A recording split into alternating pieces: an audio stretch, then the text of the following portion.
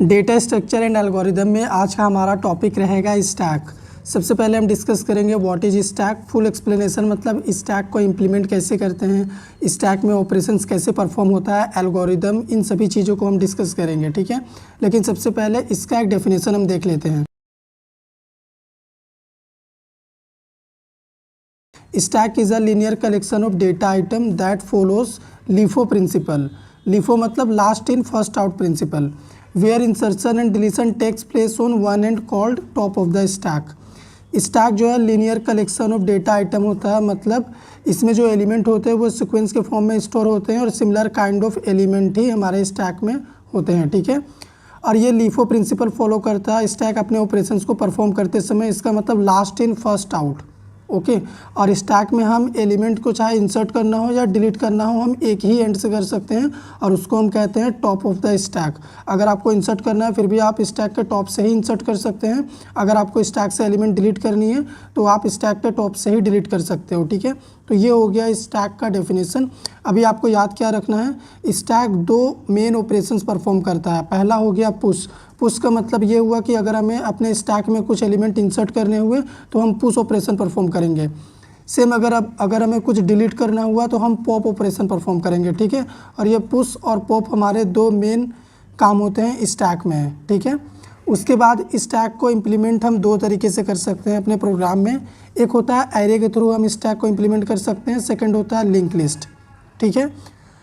Real life example का अगर हम बात करें तो सबसे पहले आप याद रखिएगा, जो वीमेन होती है अगर वो चूड़ी पहनती है अपने हैंड में, मान लो यहाँ पे 4 चूड़ी इन्होंने पहन रखा है, तो सबसे लास्ट में ये वाली चूड़ी इन्होंने पहनी है, ठीक है। तो अगर इनको उतारना हुआ, इनको वापस से खोलना हुआ तो सबसे पहले ये चूड़ी ही निकाला जाएगा बाहर, ठीक है, यही निकलेगा। उसके बाद ये वाली चूड़ी बाहर निकलेगी, फिर इसको, फिर लास्ट में ये वाला चूड़ी निकलेगा। तो सबसे पहले जब चूड़ी पहना गया था तो ये वाला चूड़ी इन्होंने पहना होगा, और जब चूड़ी निकालने का बात हुआ तब इन्होंने ये वाला सबसे लास्ट में निकला, ठीक है। फर्स्ट इन लास्ट आउट, तो यही होता है LIFO।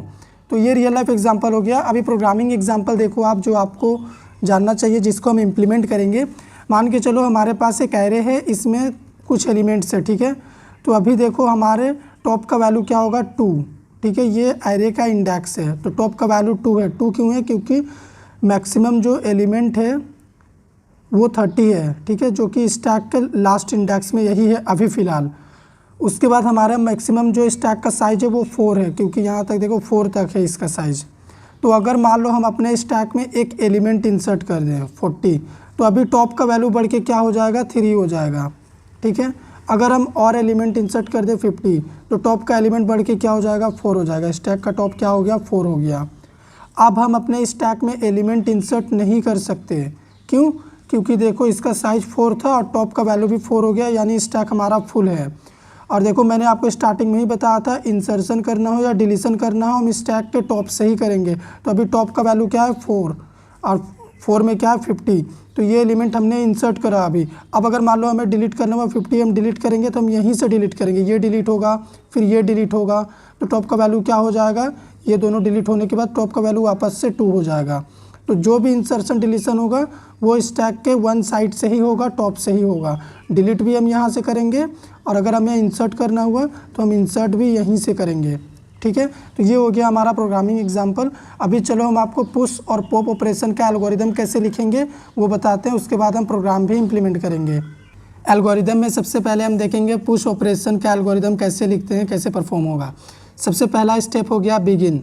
स्टेप नंबर 2, यहाँ पे एक कंडीशन लगा हुआ है, if top equal N then. तो टॉप क्या हो गया, यहाँ पे देखो टॉप का वैल्यू क्या है, 2। तो टॉप हम उसी को बोलते हैं जहाँ पे स्टैक का लास्ट एलिमेंट है, उसी का इंडेक्स नंबर होता है टॉप का वैल्यू।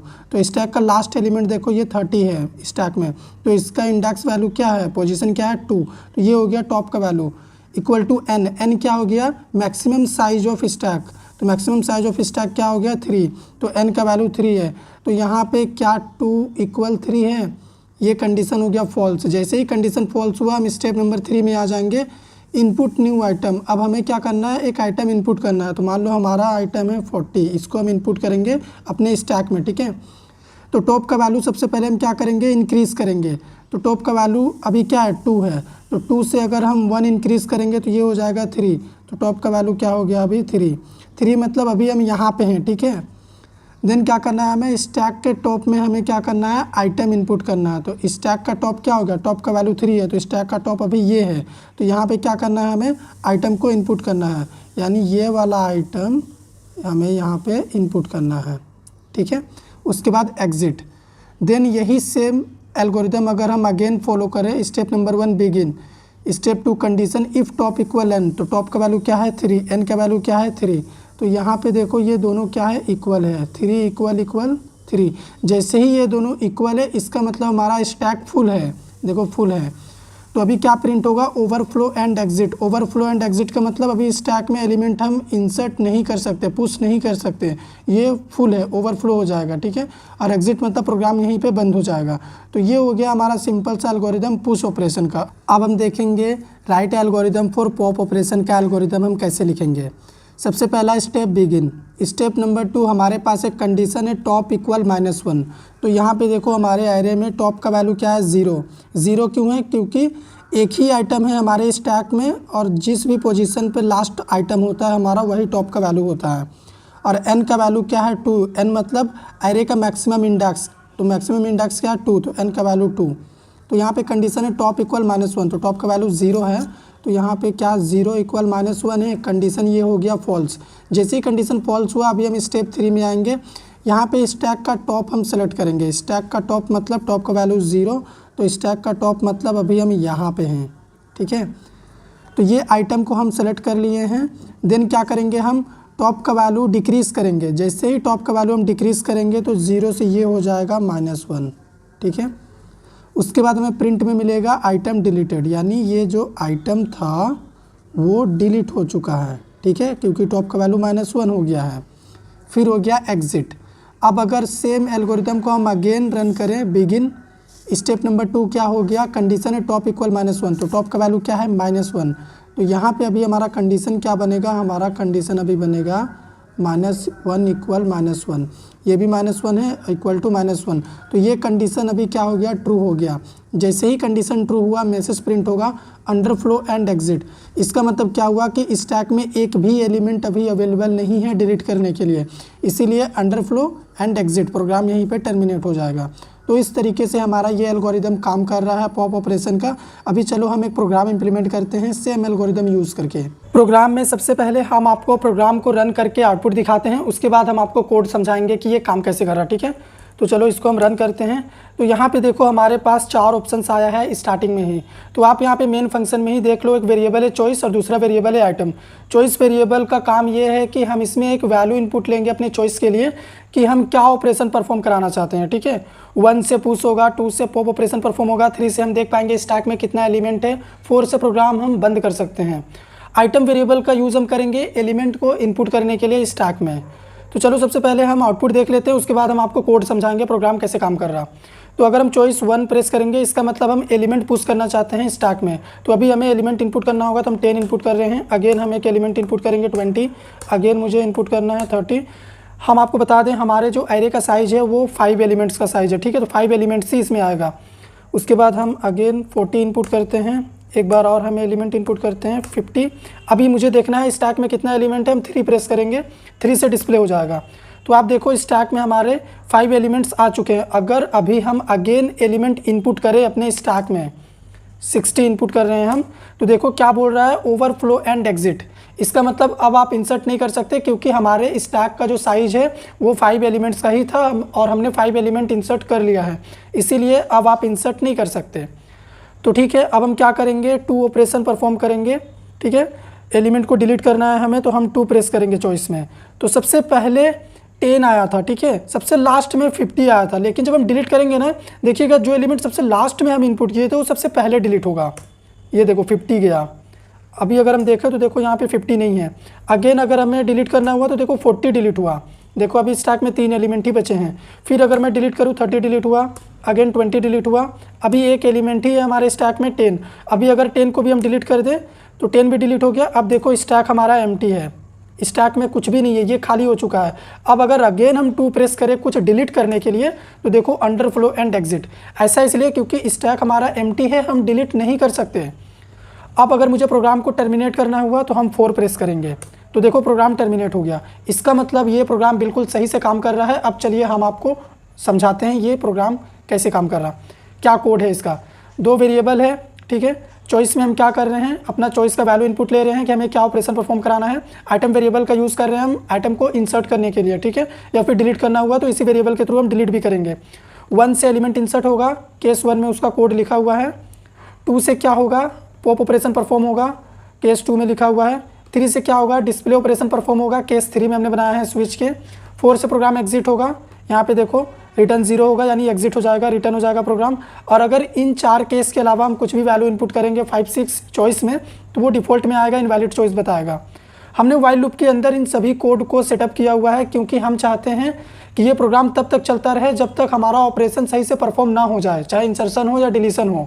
ये कंडीशन ट्रू रहना चाहिए क्योंकि एक एलिमेंट इंसर्ट करने के बाद हमें दूसरा भी इंसर्ट करना पड़ सकता है, तीसरा भी कर सकते हैं हम, या फिर हमें डिलीट भी करना हुआ तो हम सेम टाइम में डिलीट करना चाहते हैं। इसीलिए हम वाइल लूप के अंदर ये सारा कोड को लिखे हुए हैं और वाइल लूप में हम 1 पास किए हैं, यानी कंडीशन हमेशा ट्रू रहेगा, जब तक हम चाहते हैं तब तक ट्रू रहना चाहिए।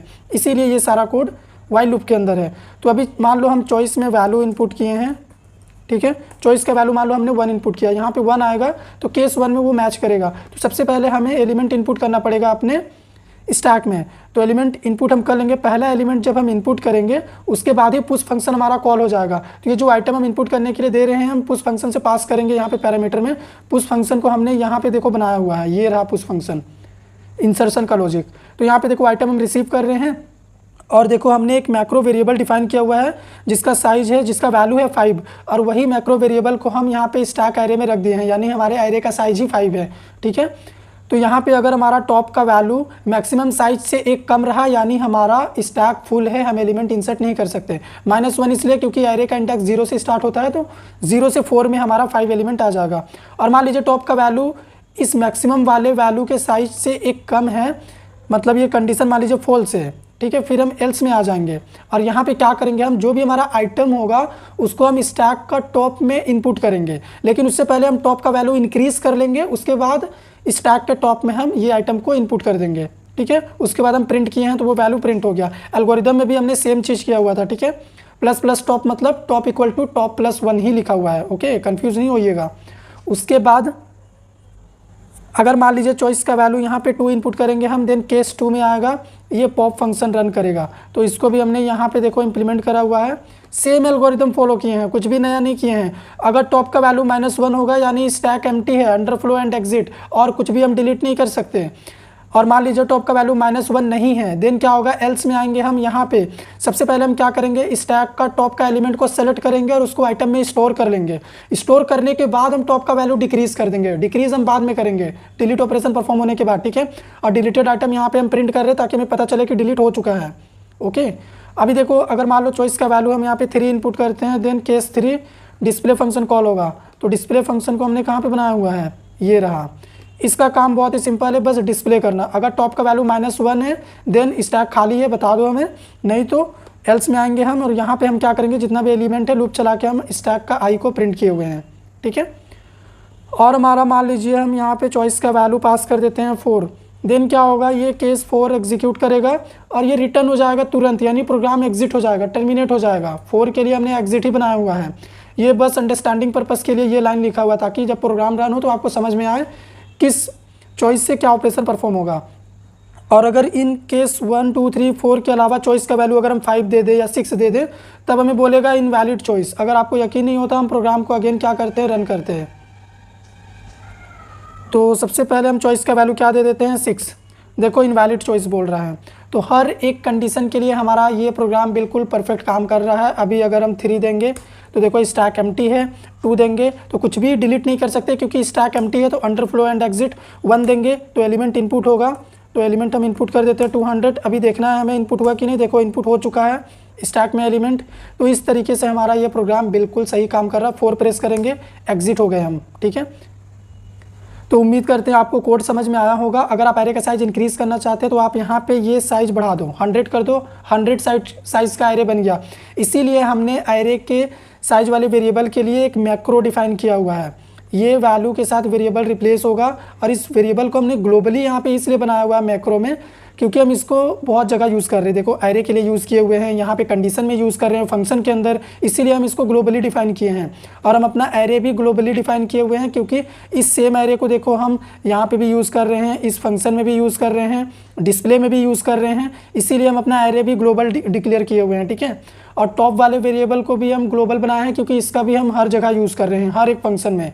इसीलिए जिस वेरिएबल का रिक्वायरमेंट हमें बार बार है, उन सभी चीज़ों को हम ग्लोबल बना दिए हैं, ताकि बार बार हमें हर जगह इसे लिखना ना पड़े।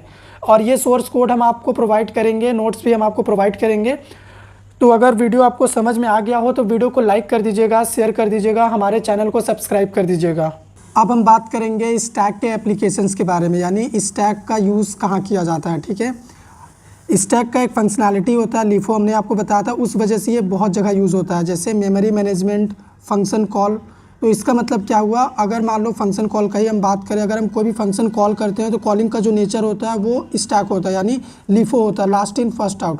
अगर हम प्रोग्राम में देखें, मान लो हमारे पास फंक्शन है मेन फंक्शन में हमने एक फंक्शन को कॉल किया है m1 के अंदर से हमने m2 को कॉल किया हुआ है, m2 से हमने m3 को कॉल किया है। ठीक है, तो सबसे लास्ट में ये फंक्शन एग्जीक्यूट हो रहा है अभी। ठीक है, ये एग्जीक्यूट होने के बाद सबसे पहले इसकी मेमोरी ही डिस्ट्रॉय होगी और ये अपने कॉलिंग के पास रिटर्न जाएगा, ये डिस्ट्रॉय हो गया।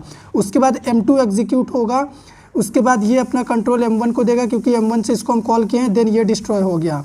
अगेन m1 क्या होगा, अपना जो भी आउटपुट है मेन फंक्शन को रिटर्न करेगा, देन ये भी क्या होगा, डिस्ट्रॉय होगा। और मेन फंक्शन सबसे पहले मेन फंक्शन क्या था, सबसे पहले हमारा मेन फंक्शन था, लेकिन सबसे लास्ट तक ये एग्जीक्यूट हो रहा है, और जबकि सबसे लास्ट में ये आया था और सबसे पहले ये एग्जीक्यूट होकर डिस्ट्रॉय भी हो गया।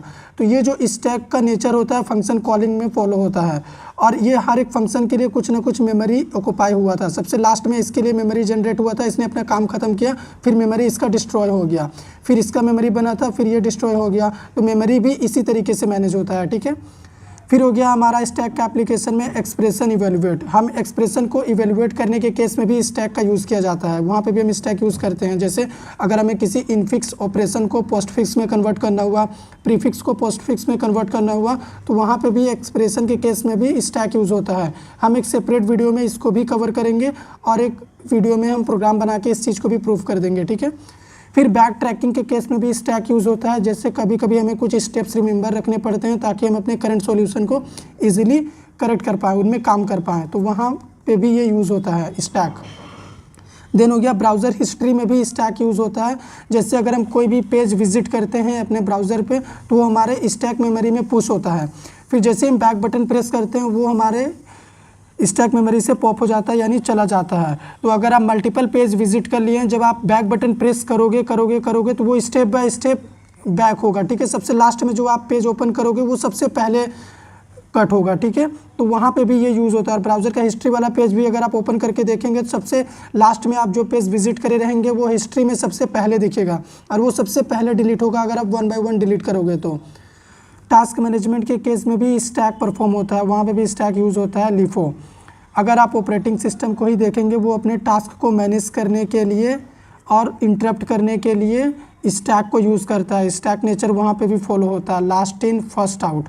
तो ये हो गए एप्लीकेशंस ऑफ स्टैक, जो आपको पता होना चाहिए। अगर आपको वीडियो पसंद आया हो, समझ आया हो, तो हमारे वीडियो को लाइक करिएगा, शेयर करिएगा, चैनल पे नए हैं सब्सक्राइब करिएगा।